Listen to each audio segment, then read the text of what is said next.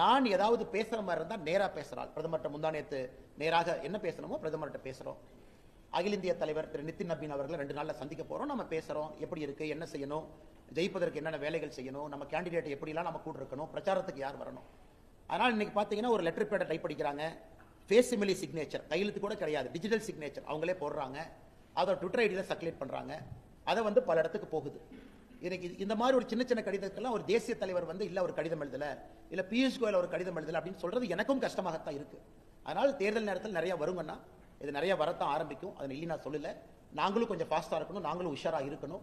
அதனால என் கவனத்துக்கு வரும்பொழுது உடனடியாக எது பொய் அப்படின்னு நம்ம சொல்லிடுறோம். இந்த கடிதம் என்பது முழுமையாக சுத்தமான ஒரு பொய் கடிதம். காரணம், நிதின் நபீன் அவர்கள் எழுதியிருக்காங்க. நான் ஸ்டேஜிலேயே சொல்றேன், நான் நிதின் நபீன் அவர்கள் கடிதமே எழுதல. அதே மாதிரி பிரதமர் மோடி அவர்களுக்கு, அமித்ஷாஜி அவர்களுக்கு சிசின்னு போட்டிருக்காங்க, அது அனைத்தும் போய். அது பியூஷ் கோயல்ஜி நேற்று எனக்கு ஃபோன் பண்ணாங்க, இல்லப்பா பிரஸ் மீட்ல நான் பிரஸ் பார்க்கும்போது நான் சொல்றேன், நான் இல்ல சார் நான் பார்க்கும்போது நான் சொல்லிடுறேன், நான் விடுதல் பிரஸ் நான் பார்ப்பேன்னு. அதனால பத்திரிகை நண்பர்கள் தயவு செய்து ஒரு செய்தி போடுறதுக்கு முன்னாடி நாங்கள் எலெக்ஷன் நேரத்தில் எல்லாம் அவைலபிளா இருக்கும், ஒரு ஃபோன் அடிச்சு தெரிவு பண்ணிட்டு நீங்க போட வேண்டும் என்று அன்போடு கேட்டுக்கொள்கின்றேன். அது மட்டும்தான் எங்களுடைய வேண்டுகோளை தவிர வேற எதுவும்